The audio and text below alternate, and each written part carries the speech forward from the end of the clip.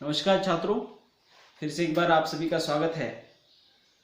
सत्र क्रमांक 4 बीए भाग 2 के अंतर्गत हम अगला पाठ्यक्रम देख रहे हैं और उस पाठ्यक्रम में पेपर क्रमांक 5 के अंतर्गत हमारे लिए कुछ एकांकियाँ रखी गई है और उन एकांकियों के संदर्भ में हम बात कर रहे हैं।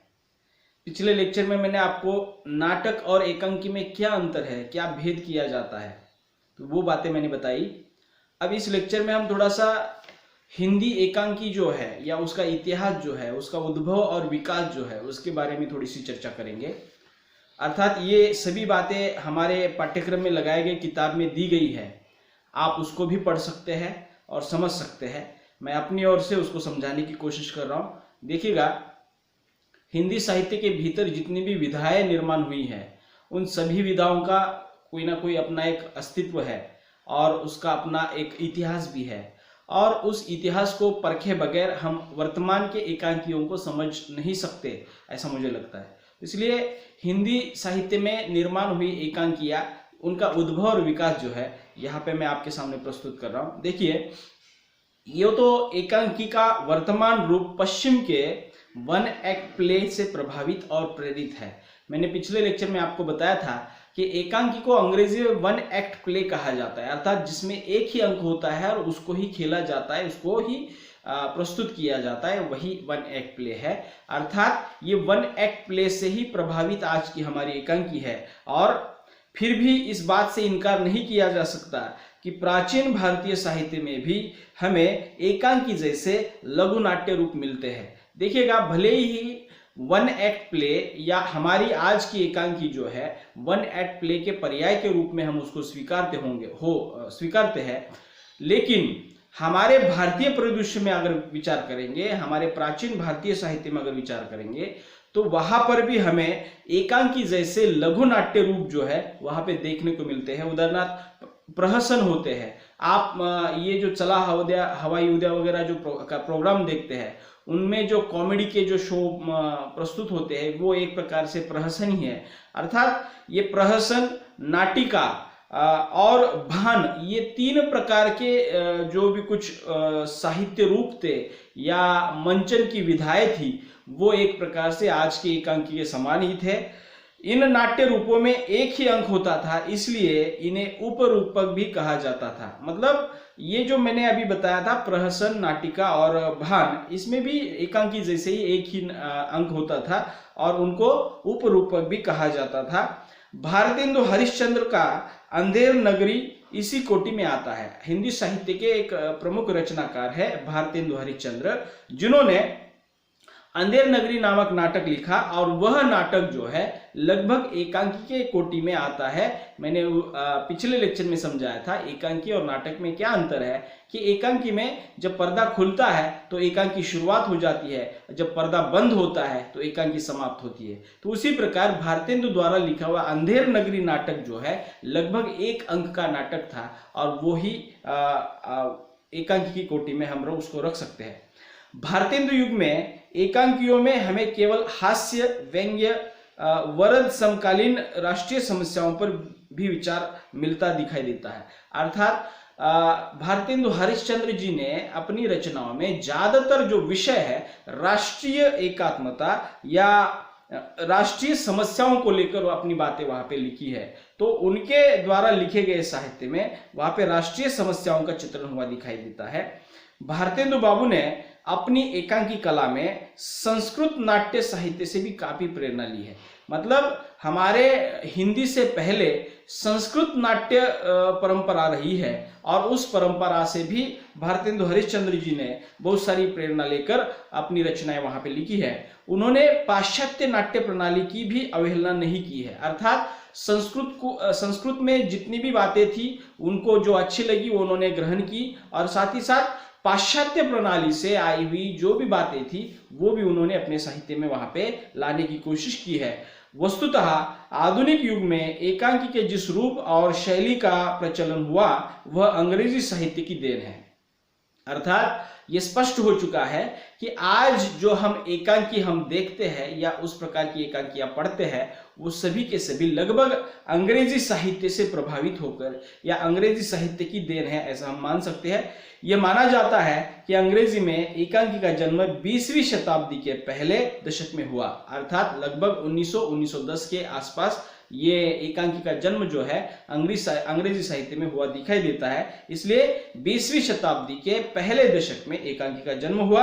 आरंभ में बड़े नाटकों के साथ एकांकी का मंचन केवल वातावरण बनाने के लिए किया गया, अर्थात प्रारंभिक दौर में एकांकी जब लोगों को मालूम नहीं थी,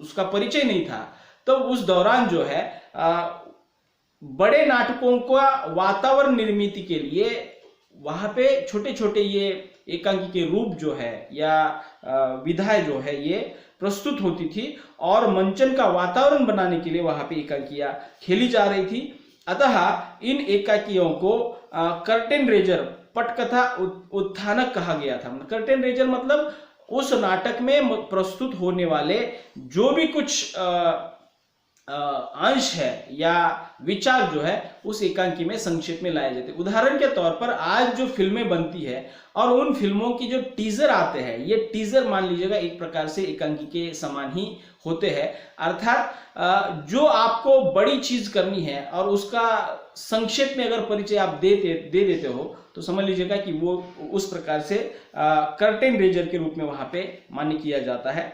जितने समय में एकांकी का मंचन होता है, दर्शक समूह व्यवस्थित हो स्थान और प्रमुख नाटक देखने की मानसिक तैयारी वह कर लेता है।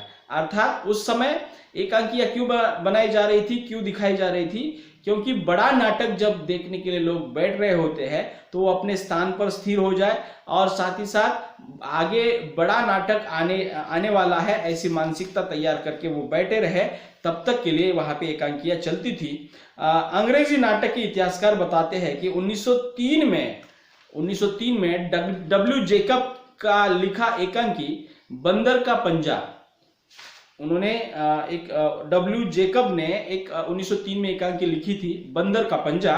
जब मंचन किया गया तो दर्शकों पर इसका इतना प्रभाव पड़ा कि वे इस एकांकी को देखने के तत्काल बाद उठ गए। अब देखिएगा उस समय एकांकियां क्यों खेली जा रही थी कि अब बड़ा नाटक प्रस्तुत होने वाला है, उसके पहले लोगों का या उस मंचन का वातावरण निर्माण हो, इसलिए वहां पे एकांकियां दिखाई जा रही थी। लेकिन डब्ल्यू जेकब द्वारा लिखा गया ये बंदर का पंजा नामक एकांकी वहां पे शुरू थी और वो इतनी प्रभावी हो गई दर्शकों पर, वो इतनी एकांकी छा गई कि उसको देखने के तुरंत बाद लोग वहां पे उठे।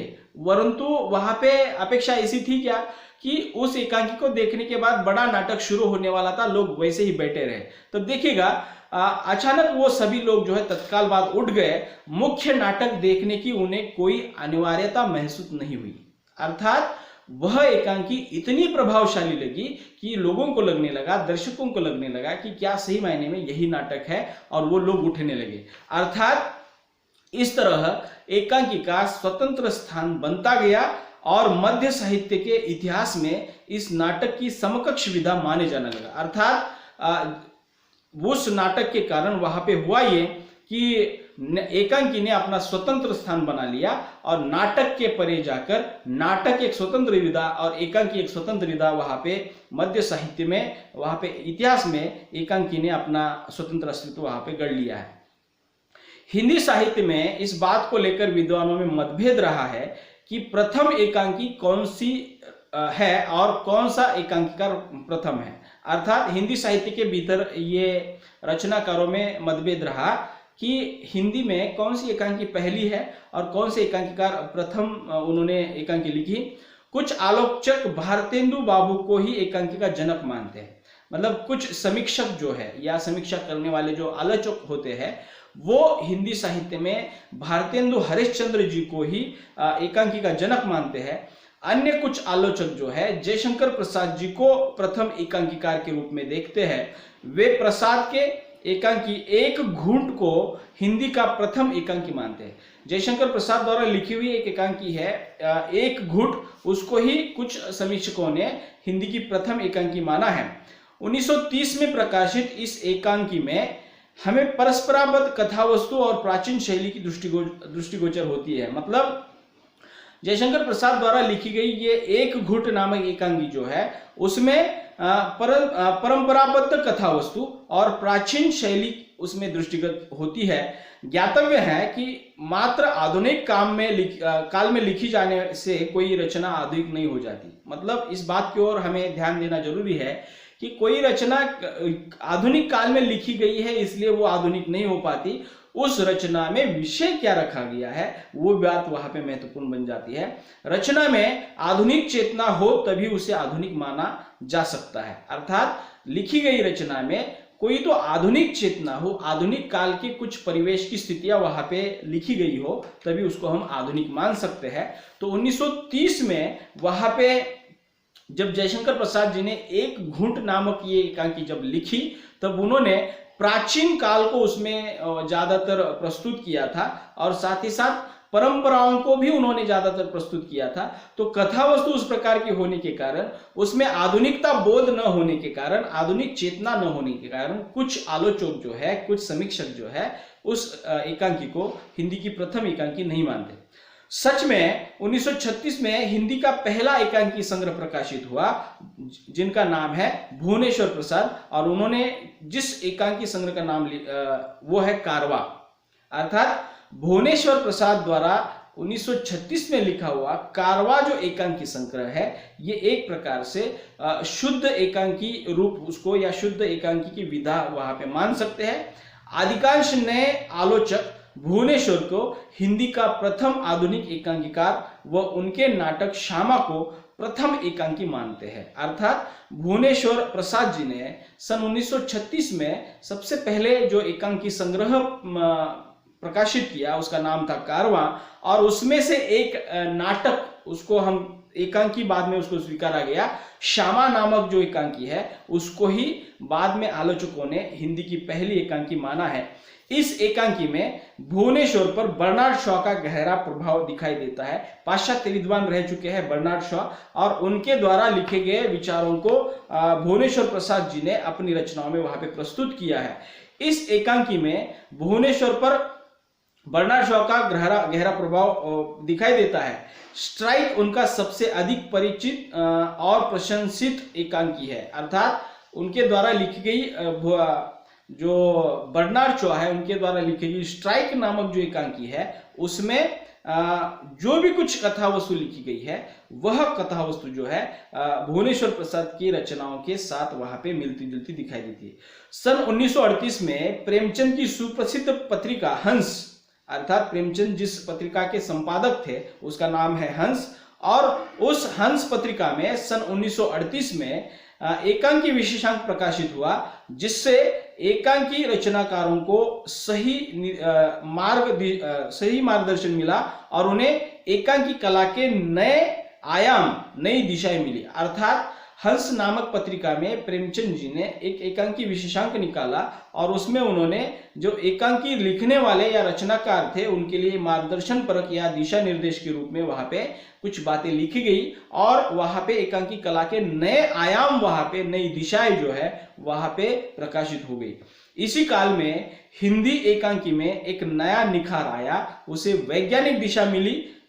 इसी काल में हिंदी एकांकी में नया निखार आकर उसे वैज्ञानिक दिशा मिली और उसमें उन सब तत्वों का समावेश हुआ जिनके रहते किसी रचना को सार्थक एवं सफल माना जाता है, जैसे संवेदना की सूक्ष्मता, एकांकी रचना की वैज्ञानिकता, कथा तत्व की नाटकीयता, संघर्ष बिंदु की प्रामाणिकता, पात्रों का मनोवैज्ञानिक विश्लेषण, संवाद लेखन में पटुता, प्रासंगिकता व स्वाभाविकता। अर्थात हंस पत्रिका में प्रकाशित किए गए एकांकी विशेषांक में एकांकी में क्या क्या होना जरूरी है कि एकांकी किसे कहे, एकांकी के तत्व क्या हो सकते हैं, तो इसके ऊपर मार्गदर्शक के रूप में, दिशा निर्देश के रूप में बहुत सारी बातें वहां पे लिखी गई। और जिसमें अभी मैंने पढ़ा कि वहां पे हुआ ये कि जैसे संवेदना की सूक्ष्मता, अर्थात एकांकी में जो संवेदनाएं प्रस्तुत हो रही है वो सूक्ष्म से सूक्ष्म तरीके से वहां पे प्रस्तुत होनी जरूरी है।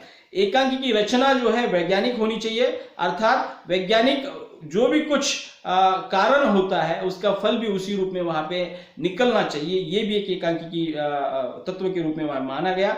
कथा वस्तु की या कथा तत्व की नाटकीयता, मतलब कथा वस्तु जो है उस मंचीय ढंग से वहां पे प्रस्तुत होनी जरूरी है। संघर्ष बिंदु की प्रामाणिकता, अर्थात एकांकी में वो सभी बातें आनी चाहिए, अर्थात जो भी आप दिखा रहे हैं उसमें प्रामाणिकता ये तत्व होना जरूरी है। पात्रों का मनोवैज्ञानिक विश्लेषण, आप जो भी पात्र उस एकांकी के माध्यम से सामने ला रहे हैं उनका मनोवैज्ञानिक, वह व्यक्ति है कौन, वह पात्र है कौन, किस स्वभाव का है, उसका मनोविश्लेषण जो है वहां पे प्रस्तुत होना जरूरी है। साथ ही साथ संवाद लेखन में पटुता, अर्थात एकांकी में संवाद जो है महत्वपूर्ण माने जाते हैं और उन संवादों में आपको विलक्षणता लानी जरूरी है, उसमें पटुता होनी चाहिए। और साथ ही साथ प्रासंगिकता, वो स्वाभाविकता भी एक प्रकार से उस एकांकी में होनी चाहिए।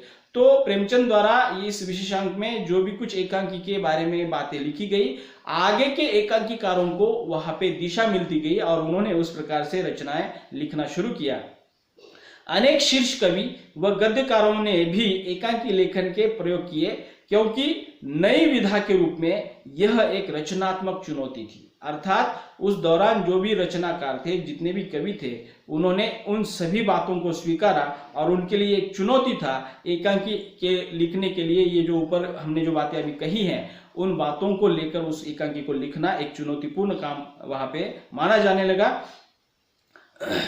सुमित्रानंदन पंत, भगवती चरण वर्मा, राम कुमार वर्मा, सेठ गोविंद दास, उपेंद्रनाथ अश्क, उदय शंकर भट्ट, विष्णु प्रभाकर, हरिकृष्ण प्रेमी तथा जगदीश चंद्र माथुर इस क्षेत्र में सफलतापूर्वक उतरे और स्थापित हुए। मतलब अभी जो मैंने नाम अभी गिने हैं, फिर से एक बार दोहराता हूं, देखिएगा। सुमित्रानंदन पंत, भगवती चरण वर्मा, राम कुमार वर्मा, सेठ गोविंद दास, उपेंद्रनाथ अश्क, जयशंकर भट्ट, विष्णु प्रभाकर, हरिकृष्ण प्रेमी तथा जगदीश चंद्र माथुर एकांकी के क्षेत्र में सफलतापूर्वक उतरे और वो स्थापित भी हो गए। अर्थात हिंदी साहित्य में इन रचनाकारों को एक सफल एकांकीकार माना जाता है। इनमें से कुछ रचनाकार अभी तक सक्रिय है, वह एकांकी लेखन में महत्वपूर्ण योगदान दे रहे हैं। स्वाधीनता के पश्चात, अर्थात आजादी मिलने के बाद, हिंदी एकांकी का विकास बड़ी त्वरा से हुआ। अर्थात जैसे जैसे हमें आजादी मिल गई, वहां से उस कालखंड के बाद जो है हिंदी साहित्य ने, या हिंदी साहित्य में जो एकांकी विधा उभरी थी, उसने विकास जो है बहुत ही गति के साथ वहां पे किया दिखाई देता है। इस काल में मोहन राकेश आधुनिक एकांकी के प्रमुख प्रणेता के रूप में सामने आए। अर्थात मोहन राकेश जी आधुनिक काल के या आजादी के पश्चात के एकांकीकार के प्रमुख प्रणेता या प्रमुख व्यक्तित्व के रूप में वहां पे सामने आए। आषाढ़ का एक दिन, आधे अधूरे, अंडे के छिलके उनकी प्रसिद्ध कृतियां है। अर्थात मोहन राकेश जी द्वारा लिखी गई आषाढ़ का एक दिन, आधे अधूरे, अंडे के छिलके, ये उनकी सुप्रसिद्ध कृतियां है। उन्होंने अपने एकांकियों में मध्यम वर्गीय जीवन की विसंगतियों पर तीखा प्रहार किया है। अर्थात मोहन राकेश जी ने मध्यम वर्गीय परिवार जो होते हैं या मध्यम वर्गीय जो लोग होते हैं उनके जीवन पर तीखा प्रहार किया है। उनके अतिरिक्त समकालीन एकांकी जगत से जुड़े अन्य रचनाकार है। अर्थात मोहन राकेश जी के साथ साथ अन्य रचनाकार, ये अन्य एकांकीकार है। देखिए, लक्ष्मी नारायण लाल, विनोद रस्तोगी, रेवती शर्मा, सत्येंद्र शरद, सुरेंद्र वर्मा, चिरंजीत, राजीव सक्सेना, शांति मेहरोत्रा और ममता कालिया, ये सभी जो है मोहन राकेश जी के साथ साथ समकालीन एकांकीकार रहे हैं और इनके आधार पर हिंदी की एकांकी विधा जो है समृद्ध होती हुई दिखाई देती है और आज हिंदी साहित्य में एकांकी का एक स्वतंत्र अस्तित्व बन गया है और हिंदी की एकांकी जो है एक सफल विधा के रूप में वहां पे सामने आई है। अर्थात प्राचीन काल में या इतिहास में जो भी कुछ रचनाकारों में अपना योगदान दिया, उसका ही प्रतिफल है कि आज हिंदी साहित्य की एकांकी जो है वहां पे उसके बहुत सारे मंचन हो रहे हैं, उसका बहुत सारे प्रयोग हो रहे हैं। तो इस वजह से साहित्य में लिखी गई बातें जब लोगों द्वारा स्वीकार की जाती है, पठन की जाती है, तभी जाकर साहित्य का उद्देश्य जो है, लिखने का उद्देश्य जो है वहां पे सफल हो जाता है। तो मुझे लगता है कि एकांकी भी हमें उसी दृष्टिकोण से समझनी है। अर्थात साहित्य में लिखी गई एकांकी को हम अगर समझेंगे तो उसमें प्रस्तुत विषय को हम विभिन्न कोणों से, विभिन्न ढंगों से समझ सकते हैं। इसलिए पाठ्यक्रम में भी हमारी एकांकियाँ लगाई गई है, हम उसको पठन भी करने वाले हैं और मुमकिन हो तो उसका अगर मंचन किया गया है तो उसको भी देखने वाले हैं। अर्थात दोनों स्तरों पर हम उसको समझने की कोशिश करेंगे। मुझे लगता है कि ये एकांकियाँ आपको समझने में कोई कठिनाई नहीं आएगी। अर्थात ये इतिहास की बातें जब मैंने आपके सामने रखी है, उसके सूत्र को आगे बढ़ाते हुए हमें आगे की एकांकियाँ पढ़नी है। अगले लेक्चर में मैं एकांकी बनाने के लिए क्या क्या जरूरी होता है, क्या क्या तत्व होते हैं, एकांकी के लिए क्या आवश्यक है, ये थोड़ी सी बातें सामने रखूंगा और उसके बाद हमारे पाठ्यक्रम की शुरुआत जो है हम करेंगे। मुझे लगता है कि ये पूर्व में जो बातें बताई जा रही है ये बहुत महत्वपूर्ण है, क्योंकि आगे हम जिस विषय को पढ़ने जा रहे हैं उसके इतिहास को, उसके परंपरा को समझे बगैर हम उन बातों को अच्छी तरह से ग्रहण नहीं कर सकते। आधा अधूरा ज्ञान जो है कुछ काम का नहीं होता, इसलिए हमने थोड़ी सी इतिहास की बातें जो है वहाँ पे देखी है। मुझे लगता है अगले लेक्चर में ये एकांकी के तत्व या एकांकी बनाने के लिए क्या क्या आवश्यक है ये बातें देखेंगे, तब भी जाकर आपको बहुत सारी बातें समझ में आ जाएगी। तब तक के लिए अब मैं अगले लेक्चर में मिलता हूँ और अगले लेक्चर में एकांकी के तत्व देखेंगे। अब रुकते हैं, धन्यवाद।